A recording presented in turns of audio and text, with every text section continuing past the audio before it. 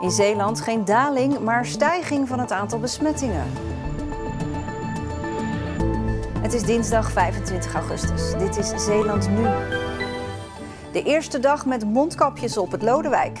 Een heel klein nazomerfestival gaat van start. En te gladde Silly Walkspad getest. Dag dames en heren. Afgelopen week zijn 53 Zeeuwen besmet geraakt met het coronavirus, volgens het RIVM. In de rest van Nederland is sprake van een daling, maar in Zeeland niet. Vorige week waren hier nog 25 besmettingen. Het is dus meer dan verdubbeld. Er is 1 persoon overleden aan de gevolgen van corona, een inwoner van de gemeente Borselen. En er zijn de afgelopen week geen coronapatiënten in het ziekenhuis opgenomen. Veel middelbare scholen gingen vandaag van start, voornamelijk met kennismaking, nog geen echte lessen.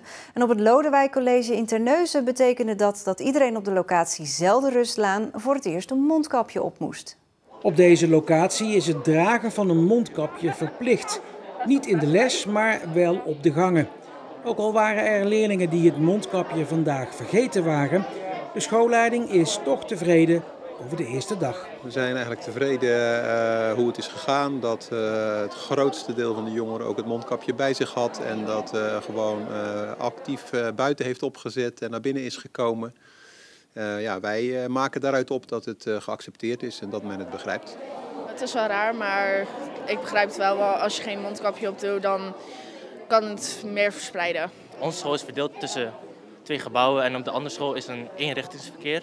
En hoeven ze geen maskers op te houden. Het is best wel te doen, want ik ga meestal ook wel met openbaar vervoer. Dus dan moet het ook. Geen grote producties met spectaculaire uitzichten op bijzondere locaties. Dit jaar is er een alternatief Zeeland Nazomerfestival. Het begint vandaag en is Zeeuwser dan ooit tevoren. Zoals de voorstelling Kust met Maaike Boerdam en Peter Slager. Er zijn van die momenten dat je wereld zo verschuift.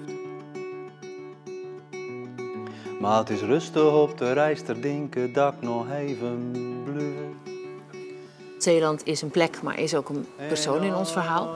Heeft zijn voor- en zijn nadelen. En dan de nadelen van Zeeland komen absoluut ook wel aan bod. Maar worden ook uitgelegd hoezo ze voor mijn personage in ieder geval soms nadelig zijn. Hier kom ik vandaan uit het Stuggenvlas. Hier staan nog mijn schoenen en hier hangt mijn jas. Met Bluff, toen wij bekend werden, gingen we al heel gauw de provincie uit. En in die tijd probeerden we ons ook een beetje aan dat Zeeuwse imago te ontworstelen. Vreed mooi. Tegelijkertijd, met het ouder worden en het langer bestaan van die band, zijn we daar eigenlijk ook weer een beetje naar teruggekeerd. En schamen we ons niet voor onze wortels die toch echt hier liggen. We gaan naar Middelburg, naar Anke Tanihat toe. Ja, Anke, het alternatieve Zeeland Nazomerfestival concentreert zich voornamelijk in Middelburg, hè? Ja, oorspronkelijk zouden Westkapelle, Noord-Beveland en Sluis de locaties zijn voor de 3 grote voorstellingen. Nou, dat liep natuurlijk anders door corona. Maar ze hebben wel aardige creatieve alternatieven bedacht. Bijvoorbeeld in Sluis, daar zou Grenspaal 369 zou daar spelen, met in de hoofdrol Maaike Boerdam. Nou, die is verzet dan volgend jaar, maar Maaike Boerdam, die we net zagen, zit ook nog in een andere voorstelling, in een soort hoorspel hier in de binnenstad in Middelburg, als een voorproefje op die voorstelling van volgend jaar. We moeten natuurlijk met die coronaregeling rekening houden. En toen dacht ik van, hoe kunnen we dat nou het beste doen?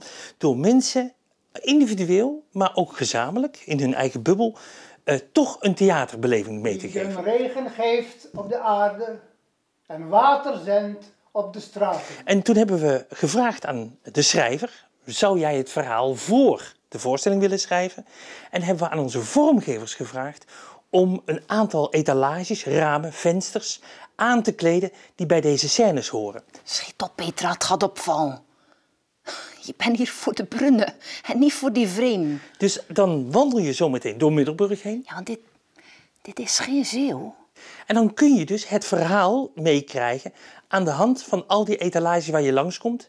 Dan scan je met je telefoon een QR-code en dan hoor je dus het verhaal. Amen! Ja, Anke, de concerten op het Abdijplein die zijn normaal gesproken ook grote publiekstrekkers, maar die zijn er ook niet dit jaar. Ja, je zou denken, daar is toch plek zat om 1,5 meter afstand te houden. Ja, dat dacht ik ook, Mirjam. Maar dat schijnt dus hier oncontroleerbaar te zijn om hier heel veel mensen te hebben. En ja, er hoeft maar iets te gebeuren en dan moeten we een heleboel stilleggen.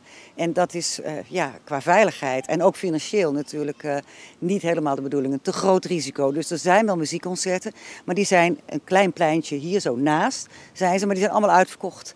Dus laten we allemaal maar hopen dat alles volgend jaar weer normaal is. En dat er dan nog een festival is. Want die halvering van het budget die hangt nog steeds als een hele grote donkere wolk boven theaterproductie uit Zeelandia. Dankjewel, Anke.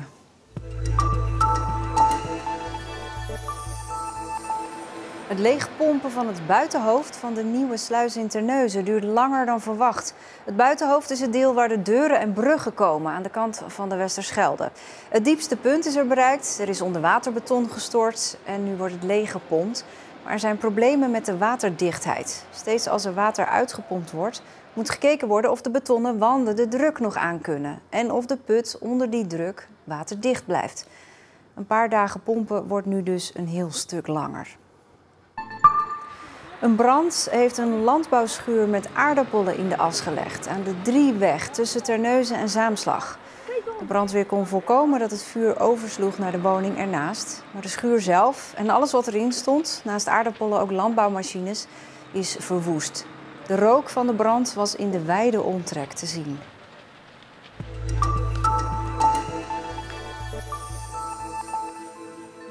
Het zijn na 6 jaar de laatste loodjes voor Jan Lagasse.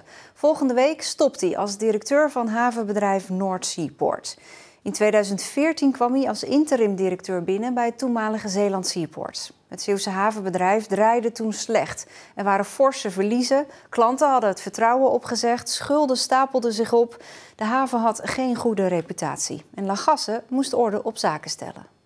Er waren een heel erg verlieslatende situatie. Er was wat weinig vertrouwen bij het bedrijfsleven.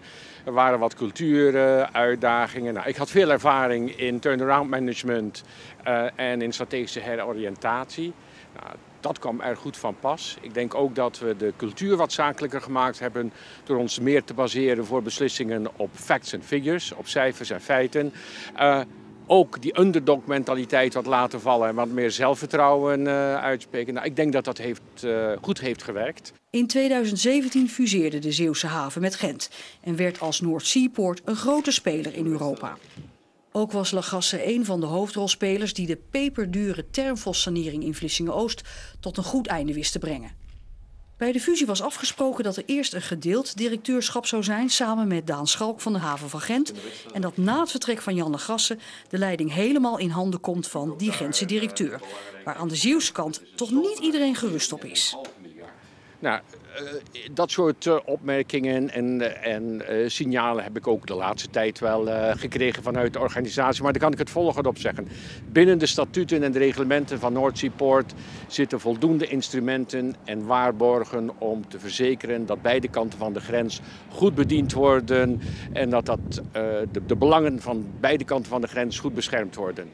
Dat is natuurlijk een opdracht voor aandeelhouders en toezichthouders om die instrumenten te gebruiken. De klus voor Lagasse zit er nu op, maar hij gaat nog niet met pensioen. Nee, ten eerste blijf ik strategisch adviseur bij Noord Seaport voor een tijd. Daarnaast ben ik toegetreden tot de Raad van Toezicht van Zorgzaam. En ben ik recentelijk aangesteld als honorair consul-generaal van Nederland in Vlaanderen. Kortom, allerlei functies die strategische heroriëntatie en grensoverschrijdende samenwerking samenvatten en waar ik mij thuis in voel. Daarnaast ben ik recent grootvader geworden, dus ik zal mij niet vervelen. Trotse grootvader? Ja, welke grootvader is niet trots? Ja. Aangeschoven is Carlijn de Splinter. Ja, we gaan het hebben over het weer, regen en wind. Ja, en die nattigheid zorgde er vandaag voor dat het Silly Walks-pad in Zierikzee alweer is afgesloten, want het is te glad. Ja, dan krijg je op zich wel leuke silly walks, maar we moeten ook geen enkels verzwikken natuurlijk. Nee, dat is niet de bedoeling. Al waagde onze collega Pim zich wel aan het loopje over het pad.